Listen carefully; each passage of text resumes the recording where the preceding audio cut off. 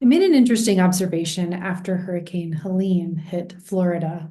I was on the west coast of Florida and we actually had surge come into our house, and we were fine. But we watched a lot of people who weren't. We watched a lot of people who lost their cars, lost their homes, lost everything. And I wanted to just share the observation that I made in this really difficult experience. So the next day there was, when the water receded, there were many cars that were washed out, broken down in the street. And there were people who had been driving past, getting in, getting out of, there was an apartment complex that was flooded out. And someone parked their car so that nobody could get through anymore. And there was lots of yelling and fighting, and people started yelling from the balconies, down into the people on the street, and people on the street were yelling at each other. And I had this really clear understanding that they were in a fight response. So their nervous system was on overdrive and they needed something somewhere for that energy to go.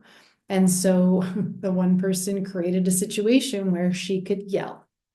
And other people I watched, there was another woman in her car and she just kept saying, I just need to go. And she was very subdued, very soft spoken.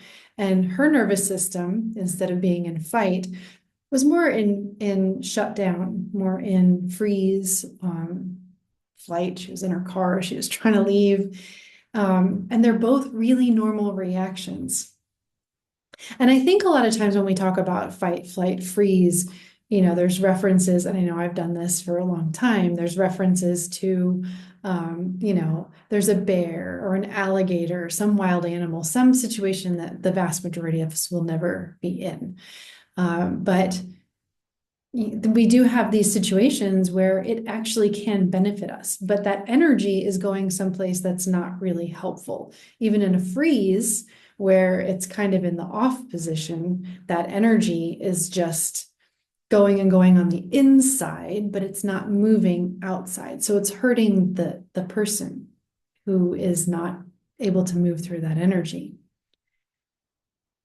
So I observed the same day, some of my other neighbors were out cleaning up mulch because when the floodwaters came up, all of the mulch from everywhere was washed all the way up and onto the sides of the houses, all the way up the sidewalks. It was a mess. And I watched the people who were doing well, who were coping pretty well. They were out there raking and they were sweeping and they were cleaning things, and they were moving that energy. And it's there for a reason. We need that kind of burst of energy to keep ourselves safe. If we need to run, as the floodwaters came up, we had this, oh, do we need to get in the car? Do we need to leave? And there was a mobilization of energy. And so when that energy, we didn't end up leaving, we couldn't leave. By the time that we saw the water, it was up too far, wouldn't have been safe to go. So we just stayed where we were, and we were very safe where we were. We made the decision to stay because we knew we would be safe. But it mobilized a lot of energy that didn't get used. And so the next day, that energy needed to go somewhere. And what I noticed in my own nervous system is, great, now I've got things to do. Now I'm going to move. Now I'm going to do something. And then the day after that, I noticed I could barely get up off the couch. I was exhausted. And that's also really normal in a situation like this. So if you went through Hurricane Helene, Hurricane Milton, what happened for you? Where did your energy go? Was there a point in time where you needed that surge of energy to protect yourself, to leave, to navigate something difficult? And if there wasn't a place where that energy could be used, did you use it later? What did you do? Were you like the people in the street yelling? Is that where the energy went? Or did you find another more productive way to move the energy? Either way, we're moving the energy and it's what needs to happen. And there's no judgment. Whatever you did is what you did. But just notice. And is there still energy there that needs to move?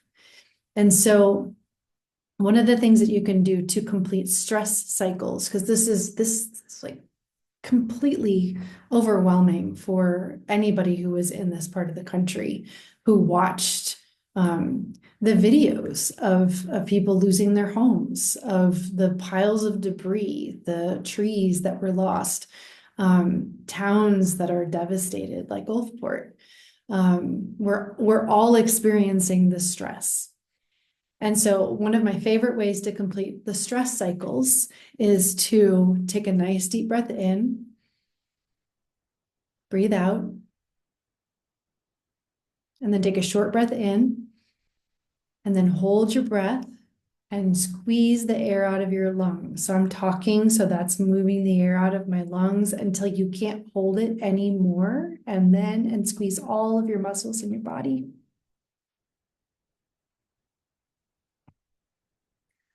Until you take a breath in, and then do it one more time. So breath in, breath out, short breath in, and then squeeze all of your muscles. I'm squeezing my legs, I'm squeezing my arms. I'm not going to squeeze my face. I am going to squeeze my face until I can't hold it anymore, and releasing it. It gives you a little hit of dopamine. You'll notice that you might feel a little bit better, but you're actually moving into the tension, the stress that you're holding in your body, and then releasing it. So I'm going to be doing a free call series. There's 2 calls in this series when it's the unexpected happened. And we're going to be talking about different strategies that you can use for adults, for yourself, and then also for children to help them move through the stress of these overwhelming events that we've all been through. And then the second call is on nutrition and sleep, and how it gets mangled in situations like this, and then some simple things that you can do about it.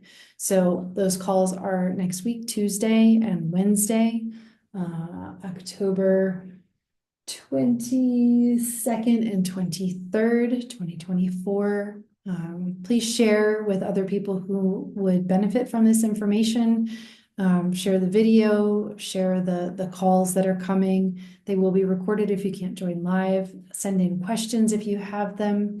We really want to create some resources that are helpful to people who have just been through some really unthinkable and really, really challenging situations, who've lost their homes, who've lost their cars, who've lost their way of life, who've lost people.